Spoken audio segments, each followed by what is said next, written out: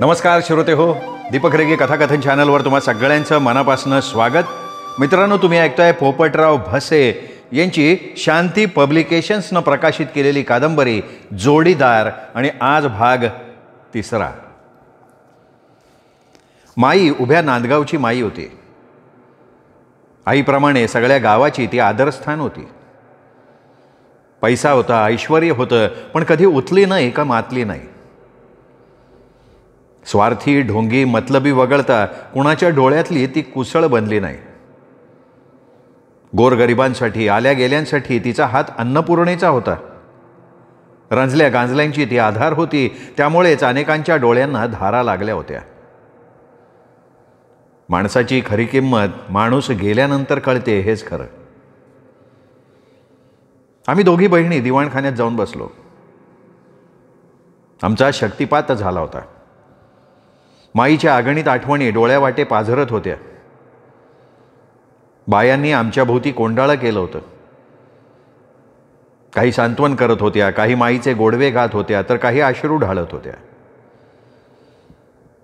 बाहेर टाळमृदुंगाचा निनाद सुरू झाल्यावर काही जणी रसोई घरात पाणी तापवण्यासाठी गेल्या. कुसगावची, रेवापूरची मंडळी हजर झाली. हादगावची आत्या आणि तिचा मुलगा प्रशांत इकडे येण्याऐवजी तिसगावला गेला होता. 11 वाजता ॲम्ब्युलन्स आली. इकडची सगळी तयारी झाली होती. फक्त 10-15 मिनटं माईचं कलेवर अंत्यदर्शनासाठी दिवाणखान्यात ठेवण्यात आलं. मग मात्र एकच हल्लकल्लोळ माजला. मला स्वतःला आवर घालता आला नाही. माईला न्हाऊ घातलं. सुवासिनीच्या लेण्यांनी तिची निर्जीव काया शृंगारली. मळवट भरला. पाय पुजून ताटीवर ठेवलं. हारतुऱ्यांनी सजवली तरी माझा आक्रोश थांबला नाही. स्मशानभूमीत जाईपर्यंत त्यात खंड पडला नाही. पाणी पाजायला उठण्यापूर्वी शारदा आणि माधुरी मला बिलगल्या. शारदा म्हणाली, अगं ह्या दुनियेत कोण अमरपट्टा घेऊन ज्याला मला आले वैशू. हे बघ वैशू, आता तू स्वतःला आवर घालायला पाहिजे. काकाचा, काकीचा, रूपाचा विचार कर. अगं त्यांना तुझ्याशिवाय कोणी सावरू नाही शकणार. तर माधुरी म्हणाली, वैशू, आता तुझ्यावर फार मोठी जबाबदारी येऊन पडली आहे. आता तुझी अग्निपरीक्षा आहे. माया मोहाला आवर घाल. त्याच्या आहारी जायचा वेडेपणा करू नकोस. मग विशाल भाऊ जवळ आले. माझ्या जवळ बसून हळू आवाजात म्हणाले, वैशू, तू उन्मळून पडली तर सगळ्याची वाट लागेल बरं का. तुमचा लचका तोडायला जे टपून बसलेत ना, त्यांना तू संधी देऊ नको. विशाल भाऊंचे शब्द तप्त शिश्यासारखे माझ्या काळजातच घुसले. माईनी सांगितलेलं विदारक वास्तव्य सत्य विशाल भाऊंनी मला दुसऱ्यांदा ऐकवलं होतं. माझ्या मेंदूत लख्ख प्रकाश पडला. माईला पाणी पाजताना निर्धारानं मनातल्या मनात म्हणाले की माई, आता मी आसवड ढाळणार नाही. आपल्या कुटुंबाला सावरण्यासाठी मुलगा बनून खंबीरपणे उभी राहीन. मला शक्ती दे, मला सामर्थ्य दे. बाबांनी चितेला अग्नी दिल्यानंतर 4-5 जणांनी अगदी मोजक्या शब्दात माईला श्रद्धांजली वाहिली. तिचा जीवनपट गौरवताना अनेकांचे डोळे ओलावले. एक जण आदर्श माता म्हणाला, एक जण आदर्श गृहिणी म्हणाला, कोणी सात्विक म्हणाला, कोणी निर्मळ प्रेमळ म्हणाला. तर बाबांनी जे शून्यातनं विश्व निर्माण केलं त्यात माईचा सिंहाचा वाटा होता, असं एक जण म्हणाला. आणि ते सगळं खरं होतं. त्यात अवास्तव असं काहीही नव्हतं. माई खरोखरच आदर्श माता, भगिनी, गृहिणी होती. तिच्यापाशी अहंकार, दुजाभाव नव्हता. तिचं कितीही गुणगान केलं तरी ते कमीच आहे. माई नंदादीपची शान होती. तिच्या जाण्यानं नंदादीपची पार रयाच गेली. घरी परतायला 1 वाजला. अर्ध्या पाऊण तासात नांदगावातल्या घरातनं भाकऱ्या आल्या. 2 वाजता पुरुषांची पंगत बसली. आम्हाला 3 वाजले. जेवणावर वासना नव्हती. केवळ उभं राहता यावं म्हणून बळच 4 घास खावे लागले. घरात राबायला बयो होती. आबांची बायको आली होती आणि संजयची बायको माझी चुलत भावजय रंजनासुद्धा होती. रक्षा विसर्जनानंतर मी कमरेला पदर खोवून घरात जातीनं लक्ष द्यायला लागले. आईपेक्षा मला बाबांची चिंता जास्त वाटत होती. अवघ्या 2 दिवसात माईच्या जाण्याचा परिणाम त्यांच्या चेहऱ्यावर दिसायला लागला होता. त्यांच्या भावनांचा निचरा झालाच नव्हता. त्यांचं खाणं पिणं बोलणं कमी झालं होतं. वरतून त्यांनी काही दाखवलं नाही तरी आतून ते खचले होते. गावकरी इष्टमित्र सगळे सोयरे त्यांच्या भेटीला येत होते, त्यांना दिलासा द्यायचा प्रयत्न करत होते. पण बाबांना आपलं दुःख मनावेगळं करता आलंच नाही. ही गोष्ट मी वनिता आत्याच्याच नव्हे तर लक्ष्मण मामाच्या, बजरंग मामाच्याही लक्षात आणून दिली होती. कोणी समजवायचा प्रयत्न करायला लागला तर बाबा कृत्रिम हसायचे, उडवाउडवीची उत्तरं द्यायचे. माझ्या समक्ष एकदा ते बजरंग मामांना म्हणाले, चांगुनाचं वय जायचं नव्हतं, मधीच सोडून गेली ती. चांगुना या घराची लक्ष्मी होती. थंडी वारा उन्हात तिने साथ दिली, कधी भांडली नाही, रुसली नाही, फुगली नाही. या घरासाठी अहोरात्र झिजली ती. दुःख वाटणं साहजिक आहे, लगे विसरता बी येणार नाही. मनाला बांध घातलाय, सावरायचा प्रयत्न बी करतोय. खचून चालण्यासारखं नाही हे पटतंय मला. काळाच्या वागात या दुःखाची धार आपोआप बोथट होईल.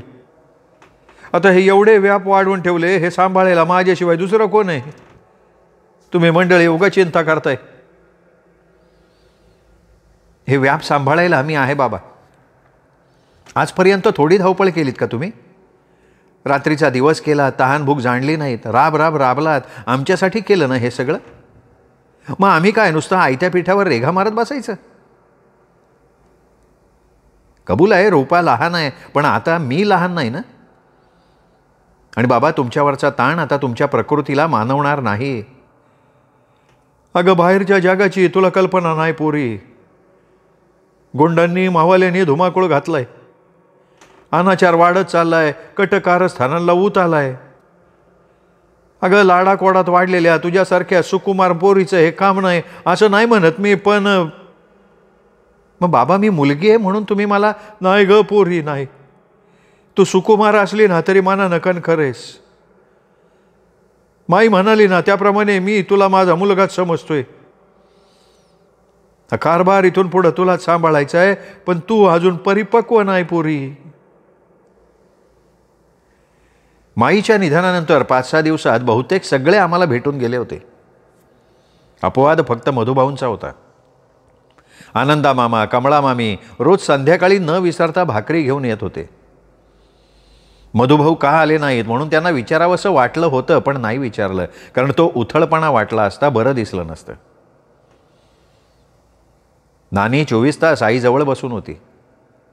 नाना, संजय, रंजना यांच्या सकाळ दुपार संध्याकाळ चक्रा चालू होत्या. त्यांच्या मायेला जणू उधाण आलं होतं. गोडगोड बोलून त्यांनी आमच्या काळजात शिरण्याचा प्रयत्न चालवला होता. त्यांचे खायचे दात मला माहिती होते आणि त्यांची ती साखरपिणी आईबाबांना सुद्धा उमगली होती. 10व्या 2 दिवसावर आल्यावर मधुभाऊ अनपेक्षितपणे दुपारी आले. बाबा, नाना, सरपंच सयाजीराव नांदले आणि रेवापूरची 3-4 वाखारे मंडळी पोर्चमध्ये सतरंजी टाकून बसली होती. मी हॉलमध्ये होते. आई, नानी, आत्या माईच्या खोलीत होत्या. रंजना, बयो, रूपा आणि रेवापूरची मामी रसोईत होत्या. संध्याकाळच्या स्वयंपाकाची त्यांची तयारी चालू होती. मधुभाऊ थोडा वेळ पोर्चमध्ये थांबून माझ्या समाचारासाठी आले.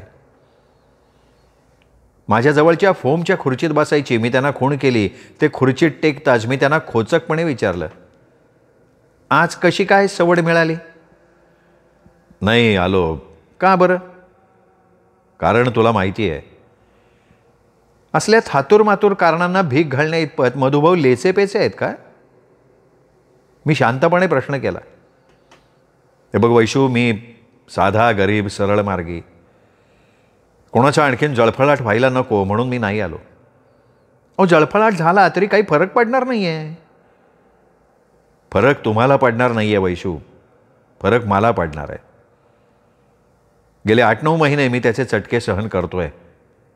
त्यात आणखीन भर पडायला नको म्हणून इकडे येणं टाळलं. मधुभाऊ, अहो अन्याय सहन केल्यानं वाढत जातो. हो, तो वाढू नये हीच तर दक्षता घेतोय ना मी. ही पळवाट आहे. आणखीन किती दिवस तुम्ही शेळी होऊन जागणार. तेवढ्यात रूपा आमच्यासाठी चहा घेऊन आली. कप टिपॉयवर ठेवून माझ्याजवळ बसत म्हणाली, मधुभाऊ आमचं किरकोळ काम आहे, करान का. अगं कराल म्हणून काय विचारतेस. अक्का अक्का तुझ्या मोबाईलमधला बॅलन्स संपलाय, मधुभाऊकडे 100 रुपये दे. अगं हो, बाबांच्याही मोबाईलमध्ये बॅलन्स टाकायला हवा. मग अण्णा आलते ना, बोलले असते तर त्यांना बॅलन्स टाकायला सांगितलं असतं, पण बॅलन्स संपल्याचं आता एवढ्यात लक्षात आलं म्हणून आले मी. ठीक आहे, तुम्ही दोन्ही मोबाईल नंबर द्या माझ्याकडे, मी उद्या सकाळी तिसगावी जाणार आहे, गेल्याबरोबर बॅलन्स टाकून देतो. मधुभाऊ म्हणाले आणि पैसे आणण्यासाठी मला बाबांच्या बैठकीच्या खोलीत जायला लागलं. 200 रुपये आणि एका कागदावर दोन्ही मोबाईल नंबर लिहून बाहेर आले. पैसे आणि कागद मधुभाऊंच्या हातात देत म्हणाले, संध्याकाळी सुधाकरला इकडे पाठवून द्या. काही काम आहे का. आमच्या प्रोफेसर मंडळींना दशक्रिया विधीच्या पत्रिका द्यायच्या आहेत. हां, आणि आणखीन काही कामं असली ना तर बेलाशक सांगा. तुमचा मोबाईल नंबर सांगा. नाही, माझ्याकडे मोबाईल नाही आहे. काय सांगताय. मला शॉकच बसला होता. नाही, मी खोटं नाही सांगत आहे. मोबाईल घ्यायचा विचार अनेकदा मनात आला होता, पण शक्य नाही झालं. मला खूप वाईट वाटलं, पण मी विषयांतर केलं आणि म्हणाले, 10व्याच्या दिवशी रजा मिळेल ना. हो मिळेल, मी साहेबांना सांगून ठेवलं आहे. रूपा, बाहेर चहा नेऊन नाही दिलास.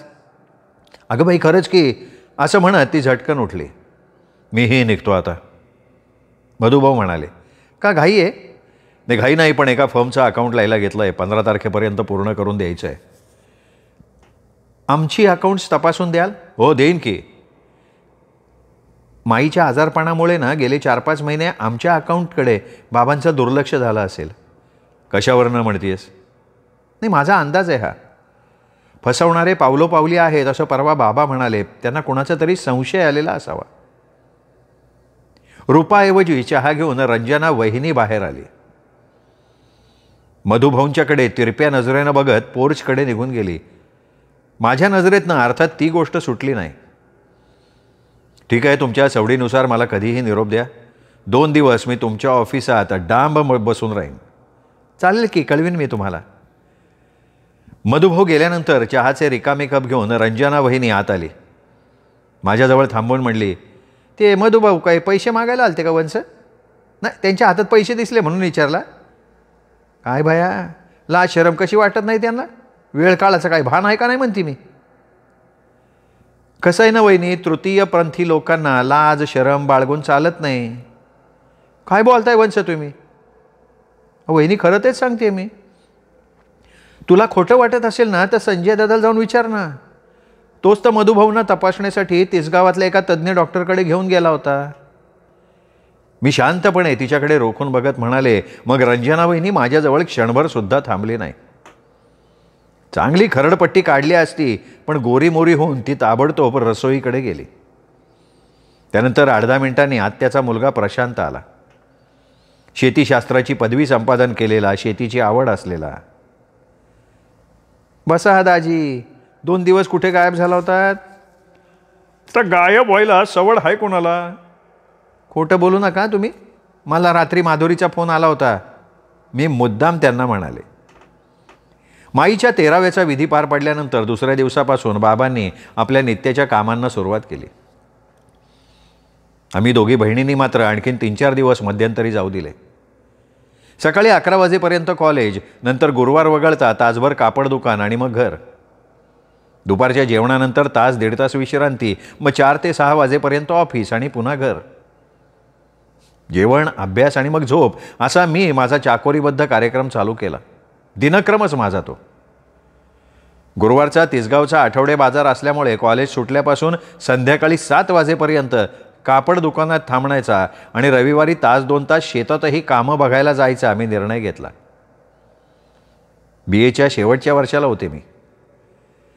कापड दुकान, स्टोन क्रशर, ऑफिस, ट्रक्स आणि शेतकामासाठी नेमलेल्या माणसांच्या कामाचं निरीक्षण करायचं होतं.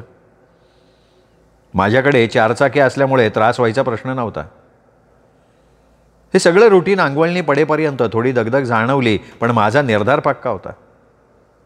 माझ्यावर ही कामं कोणी जबरदस्तीनं लादली नव्हती, तर जबाबदारीच्या जाणीवेमुळे मी ती स्वखुशीनं स्वीकारली होती. पर्यायच नव्हता. बाबांनी आणखीन एकदा मला समजावण्याचा प्रयत्न करून बघितला होता, पण तेव्हा मी त्यांना निर्वाणीच्या स्वरात म्हणाले, बाबा, परीक्षेपर्यंत मी फक्त व्यवहारांची माहिती करून घेणार आहे, कामगारांचं निरीक्षण करणार आहे, कामाला हात लावणार नाही, फक्त बसून राहणार आहे. बाबा, ह्या कामाला मला कधीतरी सुरुवात करावीच लागणार आहे. तुमच्या भावना समजतात मला, पण 21व्या शतकात होत आपण. हल्लीच्या तरुणींनी सगळ्या क्षेत्रात पदार्पण केलं आहे. मालक वैशू काही चुकीचं बोलत नाही. पंख फुटलेल्या पाखराला गगनात भरारी घेऊ नको असं पक्षीनं कधी बी सांगत नाही. तुमच्या माया ममतेला आवर घाला. वैशूला बाहेरच्या जगाची ओळख होऊ द्या. आईनीच पाठराखण केल्यामुळे बाबांचा नकार मोडून पाडला. त्यांचं आमच्यावर जीवापाड प्रेम होतं. आम्हाला साधा ओरखडा जरी उठला तरी मी त्यांना कासावीस झालेलं बघितलंय. त्यांनी आमच्यावर बंधनं लादली नाहीत, पण आम्हाला कुठे मनमानी संचारसुद्धा करू दिला नाही. मला 21वं लागलंय तरी त्यांना मी अजून लहान वाटतेय, कोवळी सुकुमार वाटतेय. माझ्याबरोबरच्या मुली आया झाल्या, काहींनी स्वतःचा वेगळा संसारसुद्धा थाटला. बाबांच्या मनात असंच काहीतरी असावं, पण खरं सांगायचं ना तर लग्नाचा विचार कधी माझ्या मनात आलाच नाही. लग्नासाठी उतावीळ व्हायचा प्रश्नच निर्माण झाला नाही. माईप्रमाणे मी सुद्धा तुला मुलगा समजतोय असं म्हणाले फक्त, पण मानायला कुठे तयार आहेत. कशाची त्यांना भीती वाटतेय तेच मला समजत नाही आहे. रोजच्याप्रमाणे कॉलेजला जाण्यासाठी सकाळी बरोबर 10:30 वाजता माझी फियाट नंदादीपच्या फाटकाबाहेर पडली होती. पुढे फक्त 2 फरलांगावर नांदगाव फाट्यालगत छोटंसं ST स्टँड आहे. नांदगावात 12वीपर्यंत शिक्षणाची सोय आहे. महाविद्यालयीन शिक्षणासाठी तिसगावला जावं लागतं. नांदगावचे मी धरून 5 विद्यार्थी तिसगावी कॉलेजला जात होतो. लग्नामुळे शारदा गळाली होती. सरपंचांचा रंगा आणि रघुनाथ कोरडेंचा कांता मोटरसायकलवरनं कॉलेजला जात येत होते. मला फियाट होती.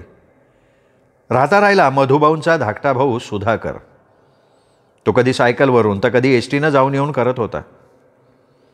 सुधाकर स्टँड पुढे उभा असलेला दिसला. मी गाडी उभी केली, पण तो जागचा हल्ला नाही. काच खाली घेऊन मी म्हणाले, अरे सुधाकर, ये ना, कॉलेजला जायचं आहे ना. ST येईल ना एवढ्यात. माझ्या गाडीला तुझं फारसं ओझं होणार नाही, ये.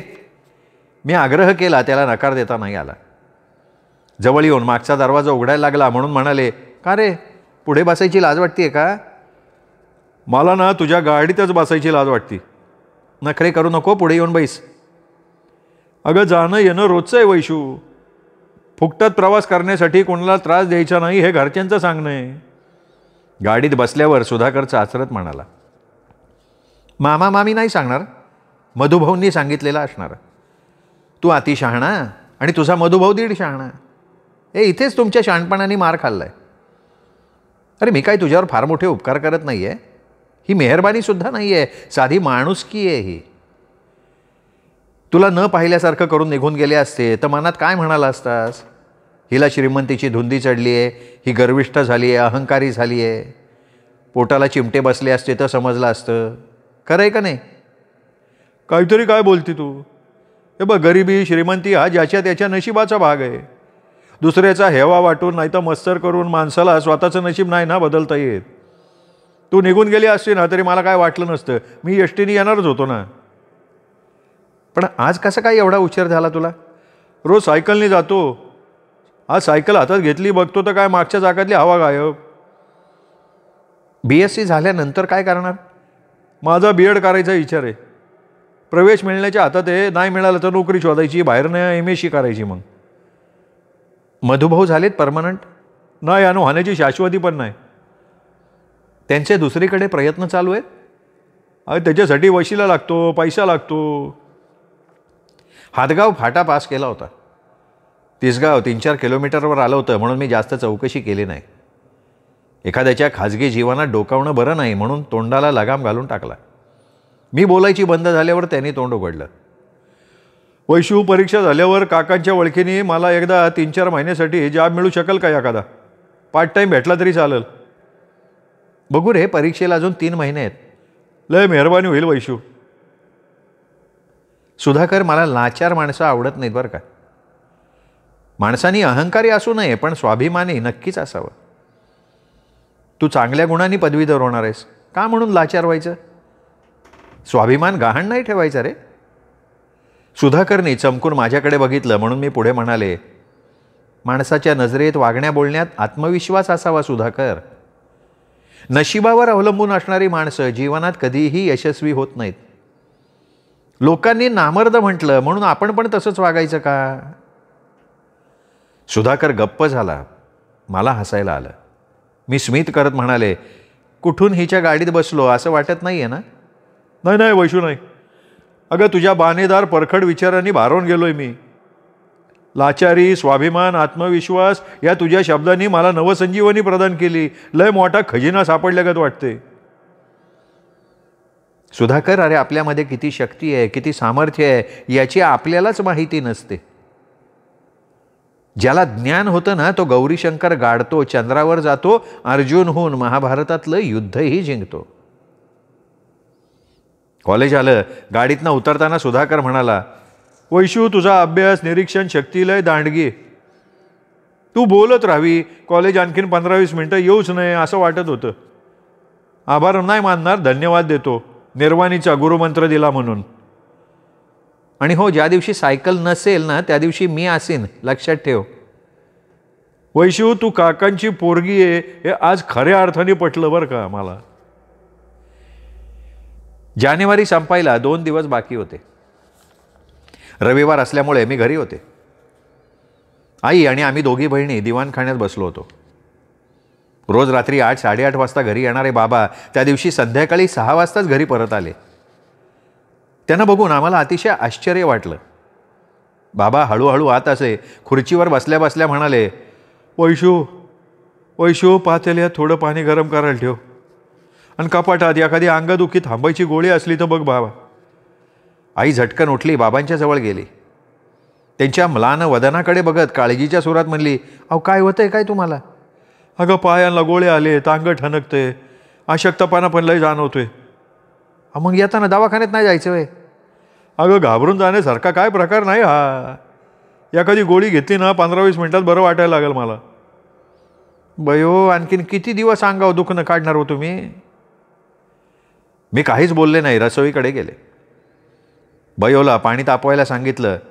सुंठ विलायची टाकून चहाही बनवायला सांगितला. मग अंगदुखीवरची गोळी शोधायला गेले. हातापायावर गरम पाणी घेऊन बाबा बैठकीच्या खोलीत गेल्यानंतर आम्ही त्यांना चहा घेऊन गेलो. चहाबरोबर गोळी घेऊन ते तिथेच गादीवर पडले. मी त्यांच्या अंगावर शाल टाकली. आई त्यांच्या जवळ बसली आणि म्हणाली, माने डॉक्टरला फोन करायला सांगू का? माने डॉक्टर कसं आहे, फोन केला ना हातातलं काम सोडून धावत येईन. अगं नाही, नको, नाही फरक पडला तर उद्या सकाळी त्यांना बोलून घेता येईल ना. आई तू रसोईत जा. बयोला आमसुलाची कढी बनवायला सांग. आम्ही बसतो बाबांचे हातपाय दाबत. नाही बाया, तुम्ही दोघी जा. बयोला थोडी मदत करा, मी बसती यांच्याजवळ. अरे तुम्ही तिघी गेला तरी चालल, मी शांतपणे डोळे मिटून तासभर पडणार आहे. अहो, तुमच्या हातापायाला गोळे आलेत ना, शांतपणे नाही पडून राहता येणार.